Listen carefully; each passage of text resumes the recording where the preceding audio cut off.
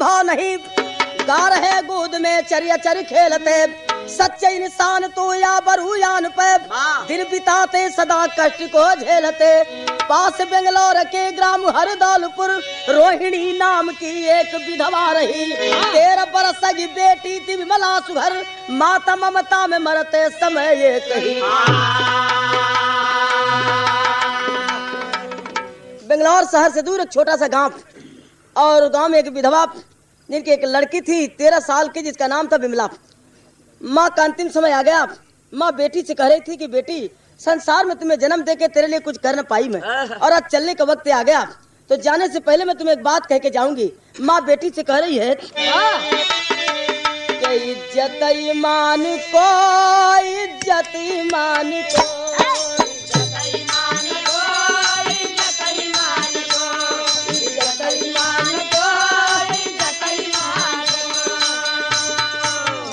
है कि अरे पैसे को बेचना नहीं, इज्जत ईमान को, इज्जत ईमान को, इज्जत ईमान को, इज्जत ईमान को।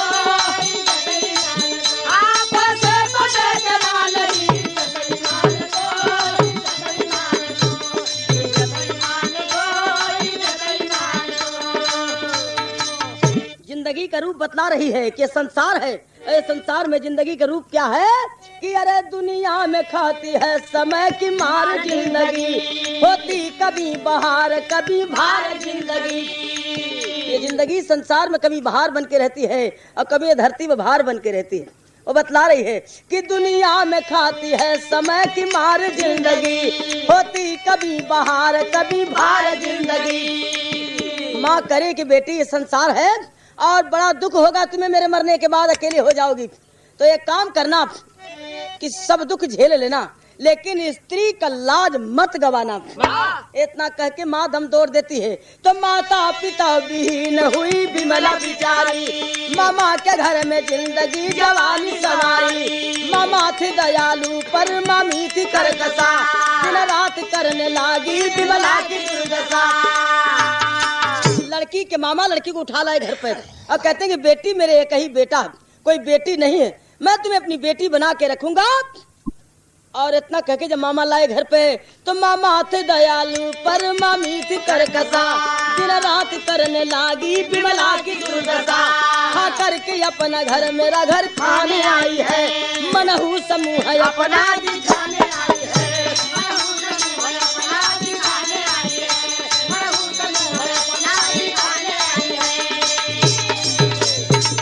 मामा तो दया के लेकिन मामी के बड़ा बुरा लगल। ए लड़की ले लन, एक खियाव पड़ी, कपड़ा दो कई समय के अनुसार के ब्याह में 10-20-25-50 हजार खर्चा हुई, ये तो बड़ा नुकसान भैल। मामी ताना देती है बार बार, लेकिन क्या अपन घर खा गए हमारो घर खाए चले आई, लेकिन कहना हो यही पे एक लाइन वही बात बा।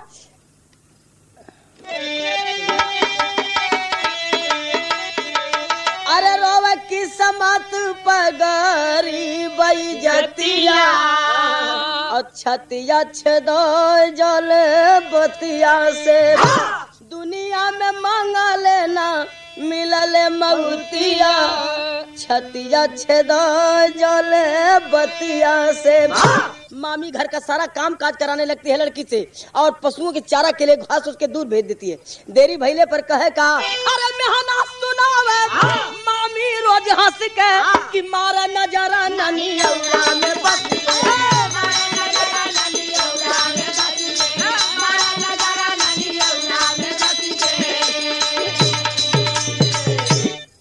मामी सोच रही है का कह दे कि लड़की भाग जा हमारा खर्चा बच जा, लेकिन लड़की कहाँ जाए, अनाथ है।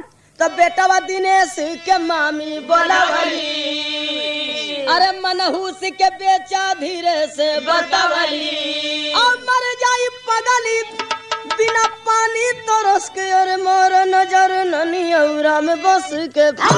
अपने बेटवा दिनेश के मामी बोलोली, अकली के बचा तो और बाप तो बड़ा घाटा के सौदा करे है। अनाथ लड़की ले लेने के खियावे के पड़ी, कपड़ा देवे को ही, समय के अनुसार के ब्याह में 10-20-25-50 हजार खर्चा हुई। तो एक काम न करता, घरे का रुपया बच जा, 2-4 हजार घर में और आ जात।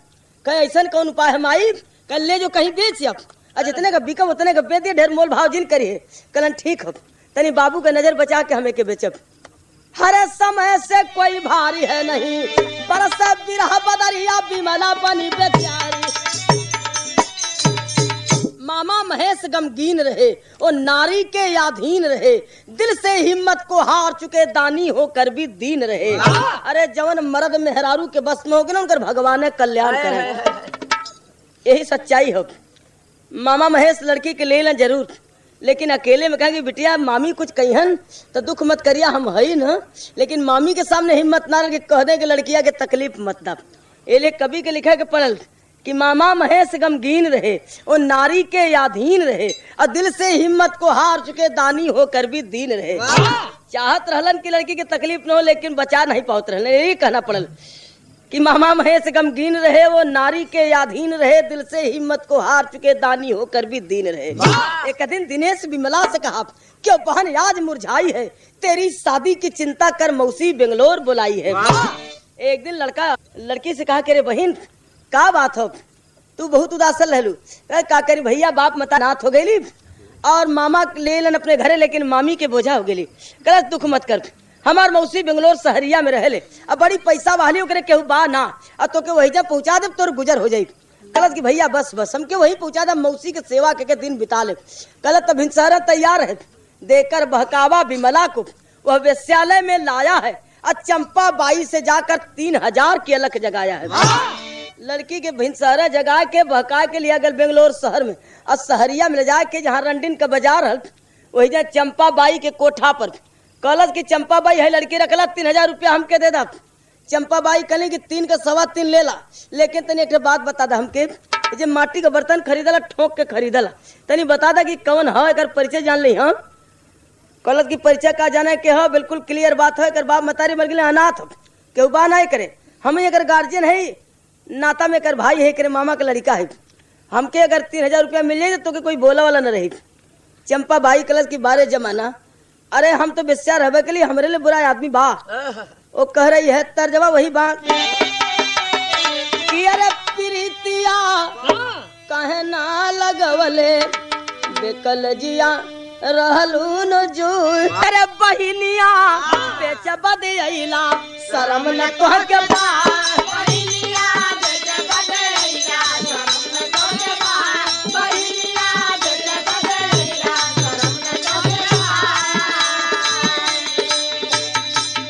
यहाँ की दुनिया में नालाज पर्दा, फिर न मिली बहनी बेटी का दर्जा। अरे रोशनिया बेच बद अइला शर्म न तोह के बात। अरे एक बार लड़की बिक गई तो इसे माँ बहन बेटी का दर्जा नहीं मिलेगा, ले जा इसे। आज मेरी आत्मा इसे खरीदने की नहीं कर रही है। गलत कह रहे चंपा भाई तू तो भक्ति की बात कर रही है, अरे बड़ा नुकसान होगा तेरा। गलत की हो ज्यादा नुकसान, जिंदगी में घाटा मुनाफा देखल बा, लेकिन आज लड़की के खरीदे का हमारे आत्मा नहीं करत बा। ले जाए के दिनेश वहां से निकला और कहाँ ले गया लड़की को, एक तरह यहाँ बदल गई। इस 87-88 पर लागू बा। आप लोगों के मनोरंजन की एक लाइन सुना थे, एक लाइन सवाल एक लाइन जवाब बा तर्ज के कि कहवा का खाया रे चुनावा, कहवा का पान, कहवा कटी कुली, कहवा कटी कुली लरवा मरे हो जान, कहवा कटी कुली लरवा मरे हो जान, कहवा कटी कुली लरवा मरे हो जान, कहवा कटी कुली। है छपरा का खाया रे चुनावा, पाटना का पान, हुगुली कटी कुली, वो कसर कटी कुली लरवा मरे हो जान, लरवा मरे हो जान, लरवा मरे हो जान। तनी से हंसे बोले के लिए कह जा ला, लेकिन असली बात पे आ जा कि अरे दिनेश के दाया आवे तेरा गुसिया धर्म कन्हैया। धर्म कन्हैया कवि लिखलन कि का भइल, धर्म कन्हैया का भइल कि धर्म कन्हैया किनारवा डूबउतिराय, धर्म कन्हैया किनारवा डूबउतिराय, धर्म कन्हैया किनारवा डूबउतिराय, धर्म कन्हैया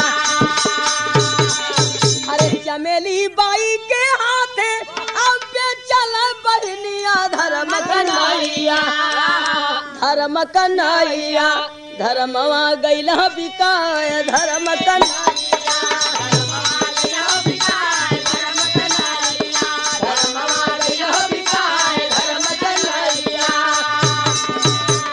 धर्मवा गैले हो बिका। चमेली बाई के यहाँ ले गिलन और कल के लड़की रखला 3000 रुपया दे दा। चमेली बाई आम बेस्या थी। ए भैया 1000 में एक विचार वाली थी वो चंपा बाई जो नहीं खरीदी, लेकिन ये आम बेस्या थी 3000 रुपया निकाल के देती है और रुपया रखलन बगल में। और कलन के बहिन ये मौसी घर है एजेंट तू राम तनी बाजार से चाय पानी करके आईला। रुपया ले घसक गल लड़की वही कोठे पर। जब तनी तनी अनहार होए लगल तो घबराए लगल और पूछे लगल तरत तो बड़ी पुरान बा लेकिन एक रस बनल बा उसे कि बतावा बलम रात का है न अइला। लेकिन गाना का भावा कि अरे पूछली बिमला बजरिया में गइल बतावा मौसी भैया का है न अइला।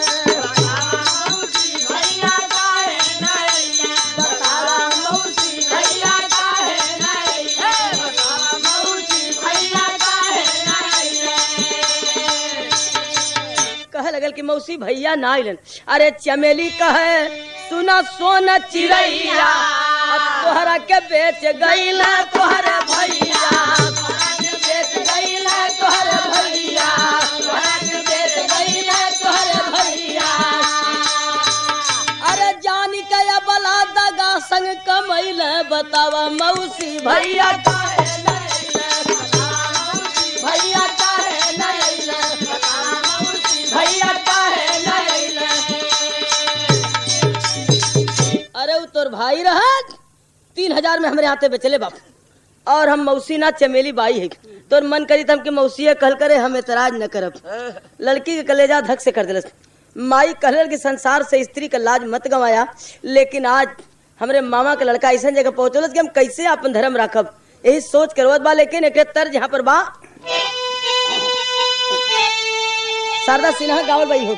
हरे कौने करनवा सहर भागे पिया पपिया की बोलिया जहर लागे पिया पपिया की बोलिया जहर लागे पिया पपिया की बोलिया जहर लागे। अरे टप टप चुआ मोरी टूटही पलनिया बजर लागे पिया पपिया की बोलियो जहर लागे। ये तरज बा लेकिन गाना का भाव बा अरे आँख पी रही कया सुआस भरी गईली माई ममता का मोतिया बिखर गई माई ममता का मोतिया बिखर गई माई ममता का मोतिया बिखर गई। अपने माँ की आत्मा से बात कर रही है कि काहे नहीं जन्म तू दहलू महुरा। अरे राजा कोठवा पलूटी माई के दुलारा तोरे नहीं हर कन्हैया खर गईली माई ममता का मोतिया बिखर गईली। कह रही है कि माँ जन्मते ही मुझे अपने साथ क्यों नहीं ले गई है, मुझे शिक्षा देने के बजाय अपने साथ क्यों नहीं ले गई। अरे तू कह गई कि स्त्री का लाज मत गंवाना, मैं कैसे अपनी लाज रखूं, कैसे धर्म बचाऊं, यही कह के रो रही है। तब तक से चमेली बाई घुघरू रख देती है सामने, कहती है कि घुघरू बांध ले पाँव में, रोना बंद कर, नाचना चालू कर दे और गाना सीख ले। कहती है कि पाँव में घुघरू बांधूंगी नहीं, नाचना सीखूंगी नहीं, गाना गाऊंगी नहीं। तब तक चमेली बाई कोड़ा उठा लेती है। लेकिन यहाँ एक तरज बा ये भोजपुरी है। गाना का भाव बा कहीं के गीतकार लोग कुछ लिख दिलन कि कहीं के गीत बाई कि गावल बा कि तनी लेला हो बलमुआ हमके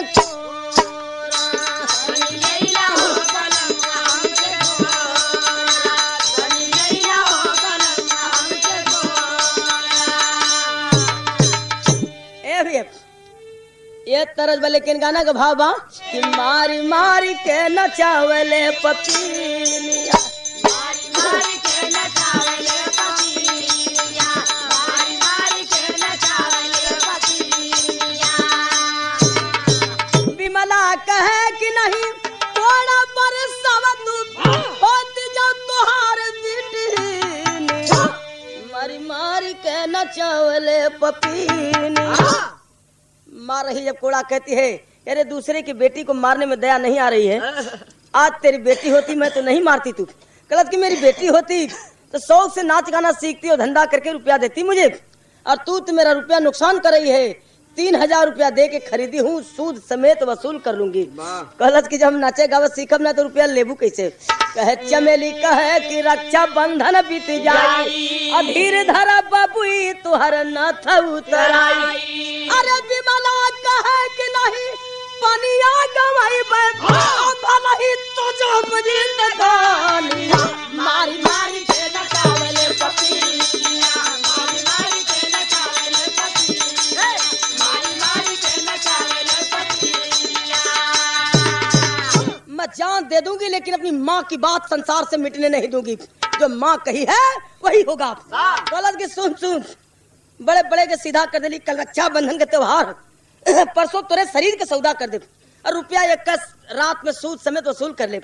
सब रात में विमला की नींद नहीं आई। सवेरे रक्षा बंधन का त्योहार, लोगों की कलाई में राखी सज रही है। लोग त्योहार की खुशी में, लड़की कमरा के खिड़की खुलल बात देख रही है कि आज लोग त्योहार खुशी में, लेकिन ये त्योहार हमारे लिए जहर हो जाए। और यही सोच रही है तब तक वही कमरा में भगवान कृष्ण की मूर्ति एक फोटो टंगल है। वही फोटो से बतियावत बाप, जब संसार में कोनो भरोसा ना रह जाला आदमी के पास तो भगवान की याद करेला। यहाँ ईश्वरी शक्ति का अनुभव करे कि वो फोटो से बतियावत बा कि सुनीला की दुनिया में जेकर केहू ना हो ओकर मदद करेला। तो आज हमार मदद करा तो हम तो के जानी वो कर रही है, लेकिन कैसे एक राखी ले लेती है। हाय है अरे दुनिया में रखलाया बलन कपनिया भैया मनमोहन, और लेके रखिया जो हतबा बहनिया भैया मनमोहन, लेके रखिया जो हतबा बहनिया भैया मनमोहन, लेके रखिया जो हतबा बहनिया भैया मनमोहन, लेके रखिया जो हतबा बहनिया भैया मनमोहन, लेके रखिया जो हतबा बहनिया भैया मनमोहन, लेके रखिया जो हतबा बहनिया भैया मनमोहन। अरे टंगी हुई तस्वीर श्याम की मंद मंद मुस्काई हो, अया बिरलिया सुबहाव विमला राखी थल सजाई हो। अरे देखी खिड़की से बाहर सयनिया भैया मनमोहन, और खाकी वर्दी में झलक जवनिया भैया मनमोहन। भगवान को याद करती है तो भगवान की प्रेरणा हुई और देख रही है कि यादव कृष्णानंद दरोगा बैठे कुर्सी ऊपर हो, कोठे ऊपर विमला सोचे भई न जीवन दूभर हो। कृष्णानंद दरोगा खिड़की के ठीक नीचे कुर्सी लगल तहकीकात में आए थे, कुछ लिख रहे थे। अरे फेंकी रखिया खिड़की से भावनिया भैया मनमोहन, और गिरल कलाई पर राखी निसलिया भैया मनमोहन, कलाई पर राखी निसलिया भैया मनमोहन, कलाई पर राखी निसलिया भैया मनमोहन, कलाई पर राखी निसलिया भैया मनमोहन, कलाई पर राखी निसलिया भैया मनमोहन, कलाई पर राखी निसलिया भैया मनमोहन। भगवान की प्रेरणा से राखी गिरा देती है। राखी ठीक दरोगा जी के कलाई पर गिरल, और जब कलाई पर राखी गिरल है कभी अपन बात कहलन। यहाँ पे 2 लाइन आल्हा का भाव है और एक एक लाइन का आनंद उठा लेंगे। भाव है कि अरे प्रीत का कीमत प्रेमी जाने,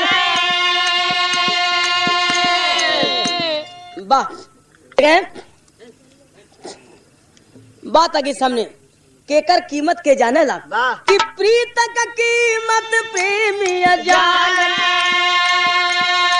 अरे पानी का कीमत पानीदार, और जल का कीमत प्यासा जाने, और अन्न का कीमत भूखा, अरे दान का कीमत दानी जाने, कीमत वतन का पहरेदार, अब बाग का कीमत मालिया जानत, बाग का कीमत मालिया जानत, कीमत वतन का पहरेदार,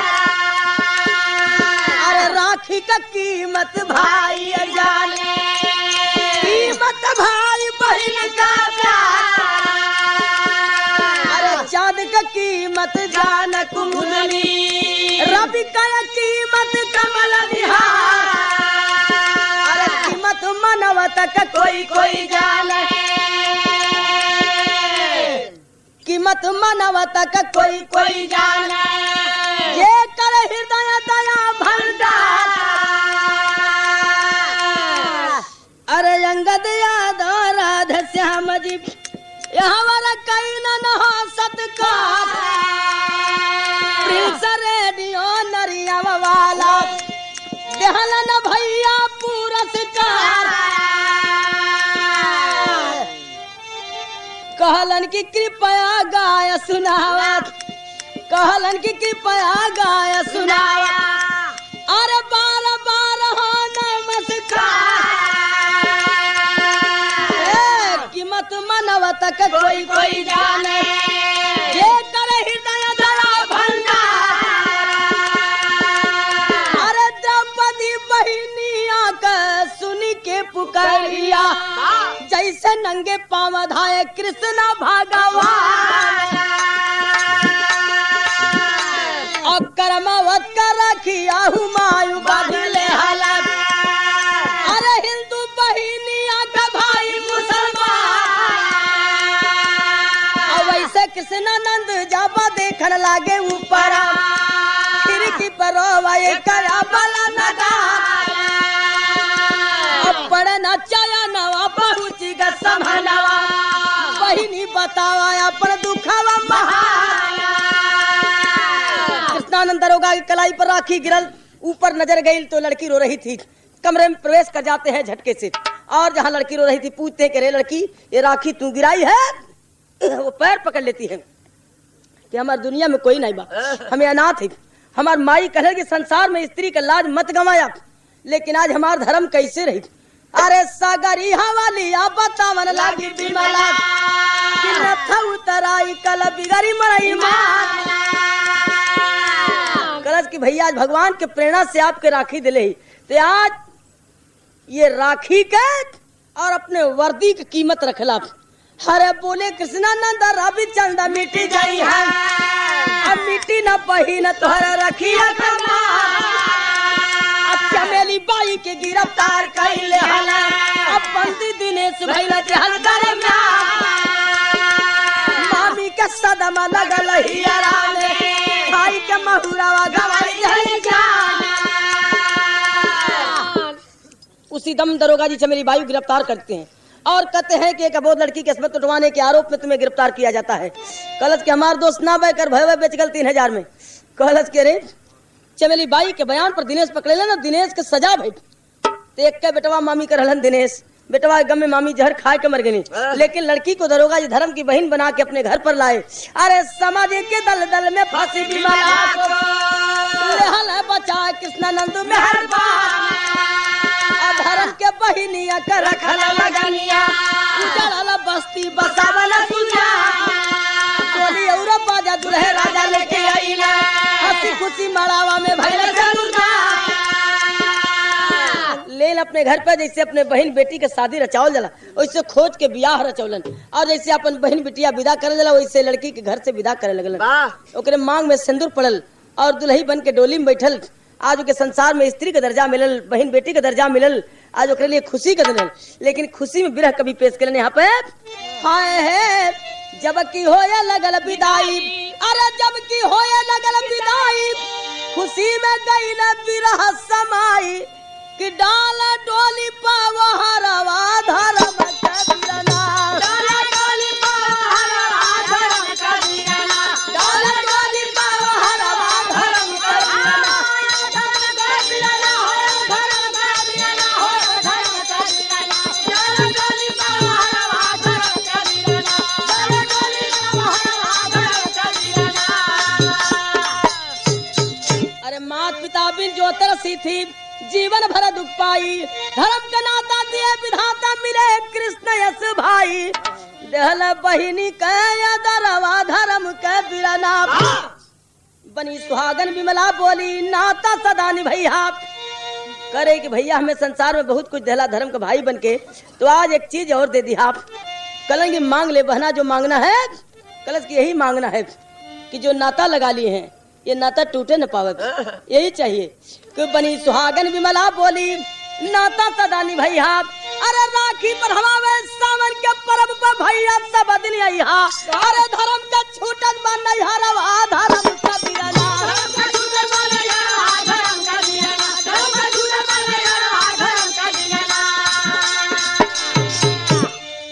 और गुरु बिहारी गुरु गणेश गुरु रामलाल मोरबा का स्वर्ग गए चंद्रिका कवि बच्चन का विजय पताका। अरे समय से कोई भारी है नहीं राम तो कबीरा माँ का लगल प्रेम फूलवा।